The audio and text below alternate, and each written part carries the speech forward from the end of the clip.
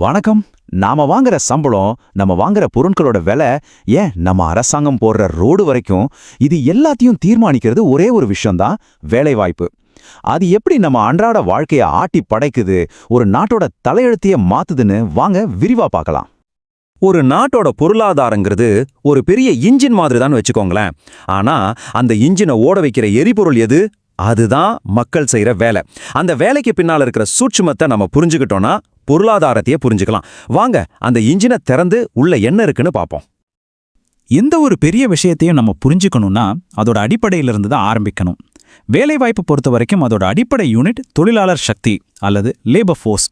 அதாவது யார் யாரெல்லாம் இந்த பொருளாதார ஓட்டத்தில் பங்கெடுக்கிறாங்கிறது தான் முதல் கேள்வி. தொழிலாளர் சக்திங்கிறது 15லிருந்து 60 வயசுக்குள்ள இருக்கிறவங்கள குறிக்குது. ஏன் இந்த வயசு லிமிட்? ஏன்னா ஒரு நாட்டோட உற்பத்தியில மிக முக்கியமான பங்கு இவங்களுக்கு தான் இருக்கு. 15 வயசுக்கு குறைவானவங்க பெரும்பாலும் ஸ்கூல்ல இருப்பாங்க. 60 வயசுக்கு மேல இருக்கிறவங்க ரிட்டையர் ஆயிருப்பாங்க. அதனால இவங்கள இந்த கணக்குல சேர்க்கறது இல்ல. சோ இதுதான் ஒரு நாட்டுல உண்மையா வேலை செய்யக்கூடிய மக்களோட எண்ணிக்கை. சரி, ஒரு தொழிலாளிய நாம ஒரு செங்கல்னு வச்சுக்கிட்டா இந்த லட்சக்கணக்கான கோடிக்கணக்கான செங்கற்கள் எல்லாம் சேர்ந்து எப்படி ஒரு பெரிய கட்டிடத்தை, அதாவது நம்ம பொருளாதாரத்தை கட்டுது. அந்த கட்டிடத்தோட அமைப்பு எப்படி இருக்குன்னு இப்ப பார்க்கலாம். எந்த ஒரு பொருளாதாரத்தையும் பொதுவா 3 முக்கிய பிரிவுகளா பிரிக்கலாம். ஒன்னு முதன்மை துறை, அதாவது விவசாயம், சுரங்கம் மாதிரி இயற்கையிலிருந்து நேரடியா பொருட்களை எடுக்கிறது. ரெண்டாவது இரண்டாம் துறை, ஃபேக்டரி மூலியமா மூலப்பொருட்களை வச்சு நாம பயன்படுத்துற பொருட்களா மாத்துறது. மூணாவது மூன்றாம் துறை, இது பேங்க், டிரான்ஸ்போர்ட், ஹாஸ்பிட்டல் மாதிரி சேவைகளை கொடுக்கறது. இந்தியா மாதிரி நாடுகள்ல இன்னைக்கும் விவசாயம் தான் நிறைய பேருக்கு வேலை கொடுக்குது. வேலை வாய்ப்புல இன்னொரு முக்கியமான பிரிவும் இருக்கு. ஒன்னு ஒழுங்கமைக்கப்பட்ட துறை, அதாவது மாசம் கரெக்டா சம்பளம், பிஎஃப், லீவு, வேலை பாதுகாப்புன்னு எல்லாம் இருக்கிற வேலைகள். இன்னொரு பக்கம் ஒழுங்கமைக்கப்படாத துறை. இங்க பெரும்பாலும் தினக்கூலி வேலைகள், எந்தவித பாதுகாப்பும் இல்லாத சூழல் தான் அதிகம். இந்த ரெண்டுக்கும் நடுவுல ஒரு பெரிய வித்தியாசம் இருக்கு. அடுத்து பொதுத்துறை, தனியார் துறை. இது ரொம்ப சிம்பிள். ஒரு கம்பெனியோட ஓனர் யாருங்கிறத பொறுத்தது தான் இது. அரசாங்கம் ஒரு நிறுவனத்தை நடத்தினா அது பொதுத்துறை. அதோட முக்கிய நோக்கம் சேவை பண்றது. அதுவே தனிநபர்கள் லாபத்துக்காக நடத்தினா அது தனியார் துறை. இப்போ இந்த பொருளாதார கதையோட வில்லனை பத்தி பார்க்கலாமா? வேலையின்மை. இதை நாம நினைக்கிறத விட ரொம்பவே சிக்கலான ஒரு பிரச்சனை. வேலையின்மைன்னா சும்மா வீட்ல இருக்கிறதுன்னு அர்த்தம் கிடையாது. ஒருத்தருக்கு வேலை செய்ய திறமையும் இருக்கு, விருப்பமும் இருக்கு, ஆனா அவருக்கு ஏத்த ஒரு வேலை கிடைக்காம இருக்கிற நிலைமை தான் உண்மையான வேலையின்மை. இது வெறும் ஒரு தனிப்பட்ட நபரோட பிரச்சனை இல்ல, ஒரு நாட்டோட பொருளாதாரத்துக்கே ஒரு பெரிய சவால். வேலையின்மைங்கிறது ஒரே மாதிரி இருக்காது, அதுக்கு பல முகங்கள் இருக்கு. சுழற்சி வேலையின்மைனா பொருளாதாரம் டல்லா இருக்கும்போது வர்றது. பருவகால வேலையின்மைனா விவசாயம் மாதிரி சில சீசன்ல மட்டும் வேலை இருக்கும். உராய்வு வேலையின்மைனா ஒரு வேலையை விட்டுட்டு இன்னொரு வேலை தேடுற அந்த கேப்ல வர்றது.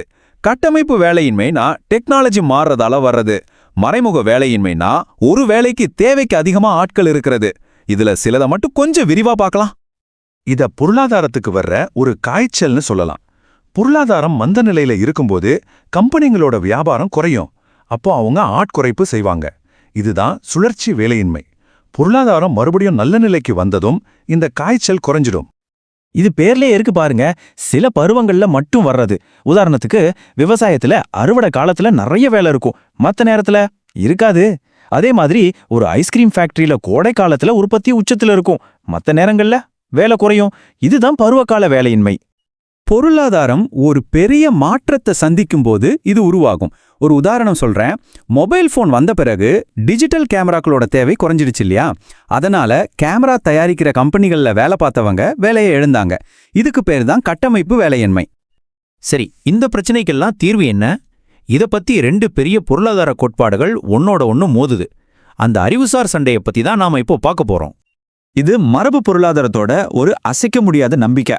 சிம்பிளா சொல்லணும்னா, நீங்க ஒரு பொருளை தயாரிக்கும் போதே அதை வாங்குறதுக்கான வருமானத்தையும் நீங்களே உருவாக்குறீங்கன்னு அர்த்தம். எப்படின்னு கேக்குறீங்களா? அந்த பொருளை தயாரிக்கிற தொழிலாளர்களுக்கு சம்பளம் கொடுக்குறீங்க இல்லையா? அந்த சம்பளத்தை வச்சு அவங்க அந்த பொருளை வாங்குவாங்க. அதனால மார்க்கெட் தானாவே சமநிலையில் இருக்கும். அரசாங்கம் தலையிட தேவையில்லைங்கிறதே உங்களோட வாதம். இந்த சுழற்சியை ஒரு பேக்கரி உதாரணத்தோட கற்பனை பண்ணி பாருங்க. ஒரு பேக்கரி ரொட்டியை தயாரிக்குது, அங்க வேலை செய்யறவங்களுக்கு சம்பளம் கொடுக்குது. அந்த தொழிலாளர்கள் அவங்களுக்கு கிடைச்ச சம்பளத்துல அதே ரொட்டியை வாங்குறாங்க. பாத்தீங்களா? சர்க்கிள் முடிஞ்சிடுச்சு. பொருளாதாரம் இப்படி தானாவே இயங்குற ஒரு மிஷின்ங்கிறது தான் மரபு கோட்பாடு. ஆனா இந்த அருமையான கோட்பாடெல்லாம் 1930களில் வந்த உலக பெரும் மந்த நிலையில உடைஞ்சு சுக்குநூறா போச்சு. அப்போதான் ஜான் மேனார்டு கீன்ஸ்னு ஒரு பொருளாதார நிபுணர் ஒரு புத்தம் புதிய யோசனையோட வந்தார். நம்ம கதையில இது ஒரு பெரிய திருப்புமுனை. கேன்ஸ் சொன்னாரு, ஹலோ, பொருட்களை உற்பத்தி பண்றது மட்டும் போதாது, அதை வாங்க மக்கள் கையில பணமும் இருக்கணும். அதை விட முக்கியமா செலவு செய்ய நம்பிக்கையும் இருக்கணும். பொருளாதாரம் மோசமா இருக்கும்போது மக்கள் பயந்து போய் பணத்தை சேமிக்க ஆரம்பிச்சா என்ன ஆகும்? கடைகள்ல பொருட்கள் தேங்கிடும், ஃபேக்டரிங்க உற்பத்தியை நிறுத்திடும், வேலையின்மை அதிகமாயிடும். அந்த ரொட்டி கடைக்காரரோட சர்க்கிள் இங்க உடைஞ்சு போகுது. ஆக 2 பேருக்கும் இருக்கிற முக்கியமான வேறுபாடு இதுதான். மரபு பொருளாதார வல்லுநர்கள் கவர்மெண்ட் தலையிடாதீங்க, மார்க்கெட் தன்னைத்தானே சரி செஞ்சுக்கும்னு சொன்னாங்க. ஆனா கீன்ஸ் இல்ல, பொருளாதாரம் சிக்கல்ல மாட்டிக்கும் போது கவர்மெண்ட் தான் உள்ள வந்து செலவு செஞ்சு அதை மீட்கணும்னு சொன்னாரு. சரி, இந்த கீன்ஸ் மரபு கோட்பாடு விவாதம் எல்லாம் ஏதோ பெரிய புத்தகத்துல இருக்கிற விஷயம் நினைக்கிறீங்களா? சத்தியமா இல்ல. இது நம்ம அன்றாட வாழ்க்கைய, ஏன் ஒரு கிராமத்தோட தலைவிதியே எப்படி மாத்துதுன்னு பாருங்க. தமிழ்நாட்டில் இருக்கிற இருவேல்பட்டு கிராமத்தோட இந்த ஆய்வு கட்டமைப்பு மாற்றம் எப்படி இருக்கும்னு காட்டுறதுக்கு ஒரு சூப்பரான உதாரணம். இங்க பாருங்க, 27 வருஷத்துல விவசாயத்தை நம்பியிருந்த மக்களோட எண்ணிக்கை குறைஞ்சிருக்கு. அதே நேரத்துல விவசாயம் இல்லாத மற்ற வேலைகளுக்கு போறவங்களோட எண்ணிக்கை ரொம்பவே அதிகரிச்சிருக்கு. இதுதான் நம்ம முன்னாடி பேசின கட்டமைப்பு மாற்றம். ஒரு பொருளாதாரம் வளரும் போது வேலைகளோட தன்மையும் இப்படிதான் மாறும். அப்போ இந்த 2 கோட்பாடுகளுக்கு நடுவுல நடக்கிற போராட்டம் இன்னும் முடியல. இன்னைக்கு நம்ம அரசாங்கம் வரியை கூட்டலாமா குறைக்கலாமா, பேங்க் வட்டி விகிதத்தை மாத்தலாமா வேண்டாமான்னு எடுக்கிற ஒவ்வொரு பெரிய முடிவுக்கு பின்னாலையும் அவங்க எந்த பொருளாதார பார்வையை நம்புறாங்கங்கிற விஷயம் இருக்கு. அந்த முடிவு கடைசியில நேரடியா உங்க பாக்கெட்டை தான் பாதிக்கும். முடிவா இந்த கேள்வியோட உங்களை நான் விட்டுட்டு போறேன். பொருளாதாரம்ங்கிறது தானா ஓடி தானாவே ரிப்பேர் ஆகிக்கிற ஒரு ஆட்டோமேட்டிக் மெஷினா, இல்ல சில சமயங்கள்ல அது பிரேக் டவுன் ஆகும்போது அரசாங்கம்ங்கிற ஒரு மெக்கானிக் வந்து அதை சரி பண்ணணுமா? இதை பத்தி நீங்க என்ன நினைக்கிறீங்கன்னு யோசிச்சு பாருங்க.